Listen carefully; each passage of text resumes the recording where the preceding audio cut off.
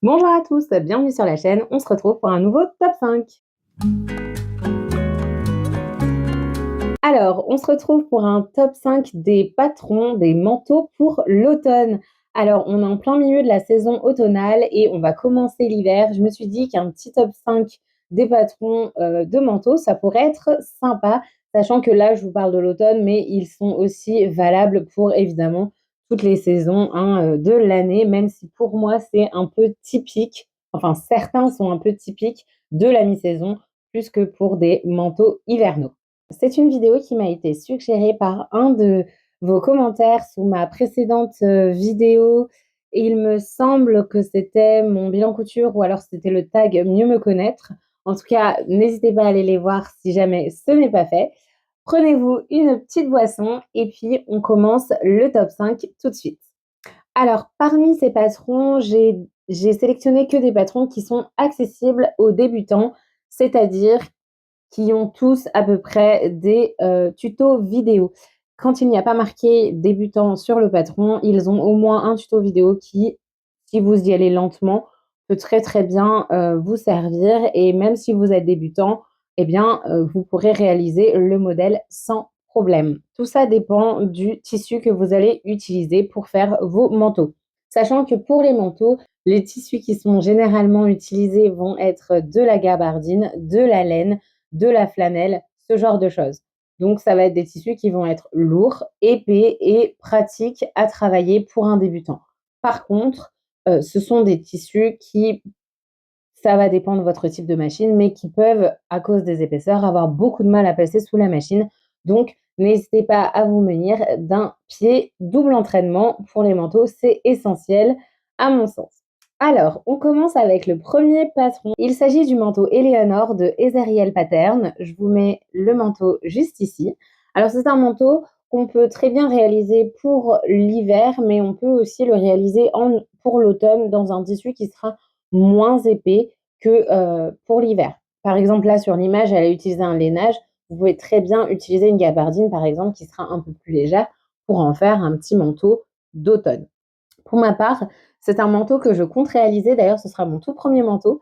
Je compte le réaliser en tweed blanc, doublé sûrement en flanelle. Je n'ai pas encore trouvé la flanelle qui me sied. Donc, pour le moment, c'est juste un projet.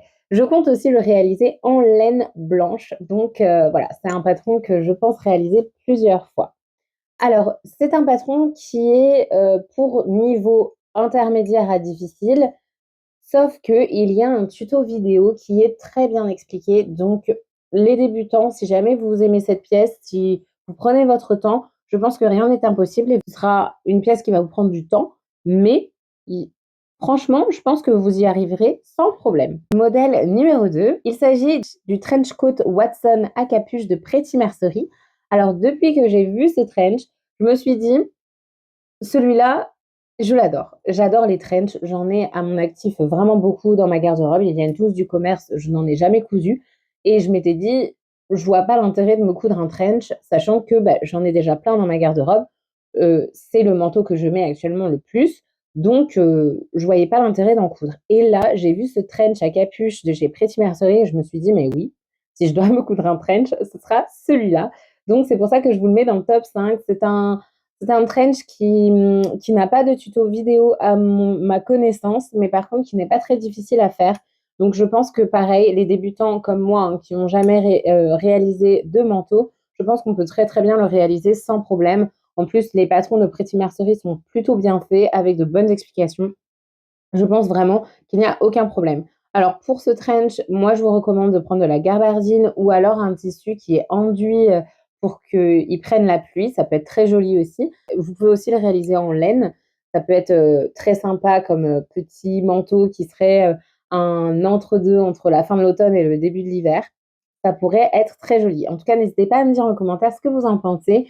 J'ai aussi un autre patron de trench en tête qui est aussi de SRIL Pattern. Elle a sorti un trench, mais vraiment le trench classique, style Burberry, qu'on a tous en tête, que j'aime beaucoup. Et je me demande pourquoi pas aussi le réaliser.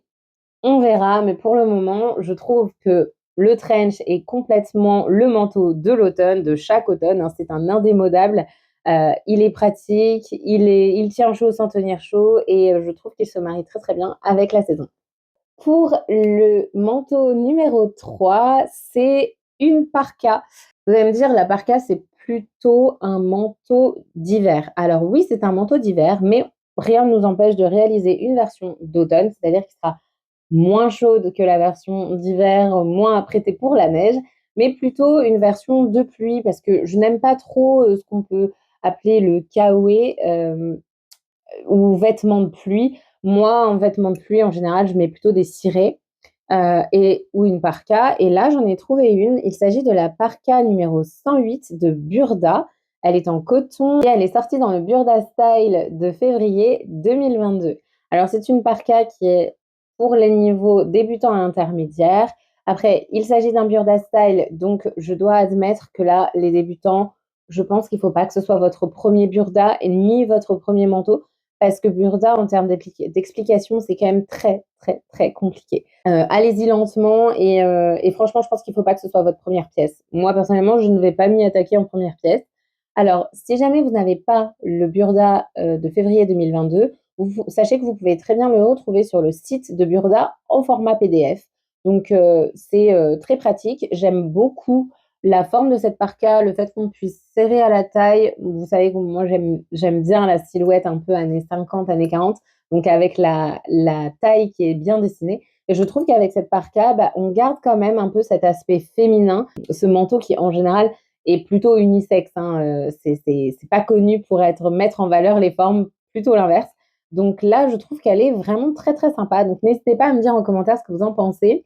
Alors comme matière, moi je recommande comme eux du coton. Ça peut être une gabardine légère de coton, un peu enduit pour qu'elle soit imperméable, ou alors un tissu imperméable, ça peut être très joli en tissu imperméable, ou alors même carrément jouer à fond la parka et la faire en moumoute, ça peut être joli. Mais bon, là on parle d'automne, donc je pense en petit coton léger, ça peut être aussi très agréable à porter, enduit bien sûr, comme ça il prendra pas la pluie. On passe au modèle numéro 4. Alors moi, j'ai une grande admiration, un grand désir d'avoir une cape depuis que je suis toute petite. J'adore les capes. C'est vraiment, je pense, l'un de mes manteaux favoris. Et donc, je ne pouvais pas vous faire un top 5 des manteaux d'automne sans vous mettre la cape, parce que pour moi, c'est le vêtement féminin par excellence. Et c'est vraiment super facile pour les débutants à faire et en plus pratique à porter. Moi qui fais beaucoup de vélo, je trouve que la cape est un manteau qui, en tout cas, s'y prête complètement. Alors, il faut savoir que je n'en ai toujours pas réalisé parce que j'ai un modèle de cape en tête très précis et j'arrive pas à trouver vraiment celle qui m'intéresse réellement. Donc pour le moment, j'ai pas trouvé le patron qui m'a poussé encore à passer à l'acte de la cape. Je vous en ai quand même sélectionné un que je trouve très joli. Il s'agit de la cape Caribou de Out Lady of Laser que vous trouverez sur Etsy. C'est une cape toute simple que je vous mets ici, qui se ferme avec un bouton vers le haut. Franchement, les débutants, allez-y. C'est vraiment un modèle très, très, très, très simple et je trouve qu'il fait son effet. Euh, Elle a l'air très pratique à porter. Je pense que vous pouvez la fermer en entier si jamais vous voulez pas qu'un seul bouton et vous voulez avoir chaud. Je pense que vous pouvez très bien faire plusieurs attaches au milieu. Je trouve que c'est un modèle assez simple, donc qu'on peut agrémenter d'un col par exemple, ou on peut très bien y mettre une capuche. Voilà, on peut un peu le modifier pour retrouver un peu la cape qu'on aimerait avoir en tête, à moins que la cape toute simple comme celle-ci soit celle que vous recherchez. En tout cas, la cape, c'est un indémodable de l'automne, tout comme le trench. Pour moi, ces deux manteaux sont vraiment significatifs de la mi-saison, automnale bien sûr. Et on termine ce top 5 avec le dernier modèle. Il faut savoir que j'ai beaucoup hésité pour le cinquième modèle parce que j'étais pas sûre de moi, sachant que je vis dans le sud-ouest de la France. Chez moi, il fait assez chaud. On a un été indien qui dure. Et nous, l'automne est une saison qui est assez. C'est une saison qui est plutôt chaude. Donc, on met beaucoup de blazers ou beaucoup de vestes qui ne sont pas des manteaux pour beaucoup d'entre vous, mais en tout cas pour moi, le blazer s'inscrit quand même dans les manteaux, parce que je ne mets pas de blazer en dessous de mon manteau, par exemple. Donc pour moi, je l'ai inscrit dans les vestes. Donc je vous ai sélectionné le blazer que j'ai déjà fait de Coralie Bigasson, qui est le blazer Naël. Et je vous ai aussi mis la veste qui est aussi de Coralie Bigasson, qui est la veste Nadine. Je me suis dit ces 2 vestes, enfin le blazer et la veste ensemble font très automnal. En plus, la veste Nadine, elle a un peu ce petit côté, uniforme militaire du 19e siècle que j'aime beaucoup. Donc je trouve que ces 2 petits éléments mis ensemble, ça peut, être très, très, très sympa pour l'automne. Alors évidemment, il y a énormément, hein, de manteaux qu'on peut mettre en automne. J'ai pas cité la veste d'Aviator parce que alors celle-là, elle peut revenir pour toutes les saisons. Mais c'est vrai que la veste Aviator pourrait être très sympa pour l'automne, un manteau long, enfin bref, il y en a plein. Et il y en a tellement que n'hésitez pas, vous, à me dire en commentaire quels sont vos manteaux pour l'automne. Est-ce que vous avez déjà cousu ceux que je vous ai présentés? Est-ce que ça vous a inspiré? Ça m'intéresse d'avoir votre retour là-dessus. Eh bien, moi, je vous dis à bientôt pour une autre vidéo et bonne couture à tous.